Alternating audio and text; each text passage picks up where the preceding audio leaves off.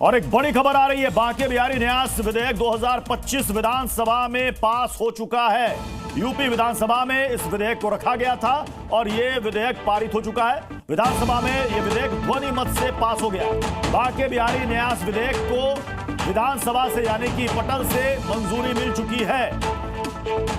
दरअसल आज सरकार की तरफ से इस विधेयक को पेश किया जाना था और प्राथमिकता सूची में ये सबसे ऊपर था और जैसे ही सदन की शुरुआत हुई इस विधेयक को रखा गया, बांके बिहारी न्यास विधेयक 2025, और ये सदन से पास भी हो चुका है। तो ये बड़ी खबर है क्योंकि ये मामला कोर्ट तक भी पहुंच चुका था और कोर्ट ने इसको लेकर एक अंतरिम कमेटी भी बनाई। हमारे साथ मयूर शुक्ला हमारे सहयोगी इस पर जुड़ चुके हैं। मयूर, यानी जो अध्यादेश था अब वो विधेयक की शक्ल में विधानसभा में रखा गया और वो पास हो गया। मयूर, बिल्कुल, देखिए शुरुआत से मैं बताना चाहूँगा कि जब योगी सरकार की कैबिनेट में बांके बिहारी मंदिर ट्रस्ट का जो विधेयक था उसको रखा था, उसको पास किया था, जिसके बाद विवाद हुआ और मामला सुप्रीम कोर्ट तक गया। सुप्रीम कोर्ट ने इस मामले में एक कमेटी के गठन किया और इस मामले को इलाहाबाद हाईकोर्ट में ट्रांसफर किया जहाँ पर इसकी सुनवाई चल रही थी। लेकिन क्योंकि उम्मीद ये जताई जा रही थी कि आज जब इसको पटल पर रखा जाएगा तो शायद इसमें जो है संशोधन करके रखा जाए, लेकिन कोई भी संशोधन नहीं है। जो राज्यपाल ने विधेयक जो पास किया था उसी को आज इस पर रखा गया है। क्योंकि भारतीय जनता पार्टी के विधायक जो हैं वो ज्यादा हैं तो ध्वनि मत से आज वो यहां पर पारित हुआ है, लेकिन इसको अभी लागू नहीं कर सकते हैं। मामला कोर्ट में है, इसकी सुनवाई चल रही है। इस पर विवाद हुआ था क्योंकि मेन मोटिव सरकार का ये है कि जिस तरीके से प्रयागराज हो, चाहे अयोध्या हो या फिर बनारस हो, वहां पर कॉरिडोर बनाया गया, जो वहां पर जो तमाम तीर्थयात्री आते हैं उनकी सुगमता के लिए सारी व्यवस्थाएं की गई। तो ऐसा ही कुछ बांके बिहारी में हो, लेकिन जब इसकी शुरुआत की गई तो वहां पर वाद विवाद हुआ। सुप्रीम कोर्ट तक मामला गया, हाईकोर्ट में इसकी सुनवाई चल रही है। लागू यानी संक्षेप में अगर समझना चाहे मयूर तो ये कि हाईकोर्ट में जब तक हाईकोर्ट में जो सुनवाई चल रही है वो सुनवाई खत्म नहीं हो जाती, कोर्ट का कोई आदेश या फैसला नहीं आ जाता, तब तक ये लागू नहीं होगा।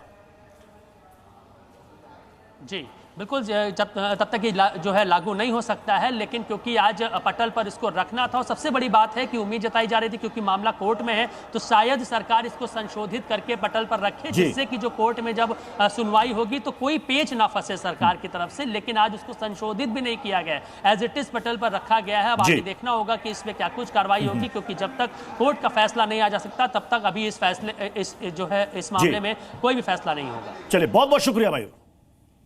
बिहार विधानसभा चुनाव से पहले आरजेडी के नेता तेजस्वी यादव ने चुनाव आयोग और बीजेपी पर बड़ा हमला बोला है। तेजस्वी यादव ने प्रेस कॉन्फ्रेंस की और दावा किया कि चुनाव आयोग बीजेपी के इशारे पर काम कर रहा है। इंडिया गठबंधन के अलग अलग दल आरोप लगा रहे हैं चुनाव आयोग पर कि एसआईआर कुछ और नहीं है बल्कि विपक्षियों के वोट काटने का तरीका है। चुनाव आयोग केवल भाजपा के लोगों का सहयोग कर रही है, विपक्ष के वोटों को कम कर रही है और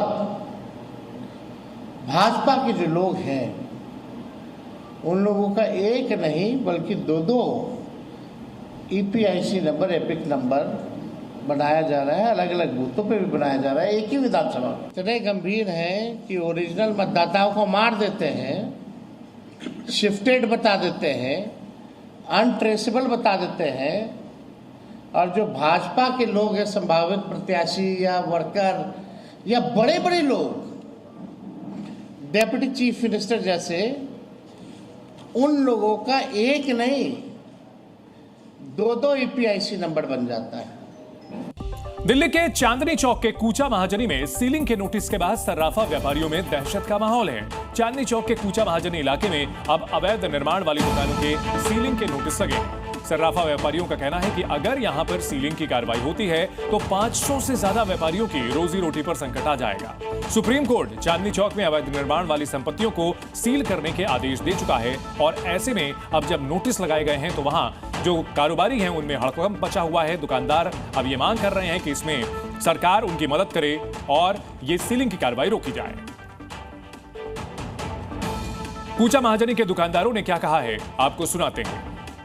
हमारी सरकार से प्रार्थना है जहाँ तक भी हमारी आवाज़ जाए सब इस चीज़ में संज्ञान दें और इस चीज़ का जहाँ भी जो गलत व्यू से परेशान किया जा रहा है उसका निपटारा किया जाए। ये सीलिंग बिल्डिंग जो सील ना की जाए और सभी व्यापारी भाइयों को यहाँ पे व्यापार करने दिया जाए, क्योंकि व्यापारी का परिवार और व्यापारी के साथ जो है, जो यहाँ पे काम करने वाले हैं, वो सबका खर्चा यहीं से चल रहा है।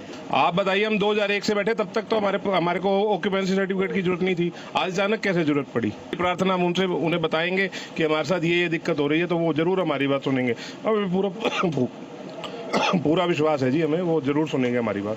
देखिए, सबसे बड़ी बात है कि जिस तरह से यहाँ पर नोटिस चिपका है, उसको लेकर कहीं ना कहीं व्यापारियों में दहशत है और उनको ये लगता है कि इसका हल निकलना चाहिए, क्योंकि जिस तरह से लगातार व्यापारी नोटिस जब से लगा है उसको लेकर काफ़ी परेशान है और इसी के चलते कहीं ना कहीं अब उनके सामने समस्या सीलिंग की है, उनके सर पर सीलिंग की तलवार लटक रही है।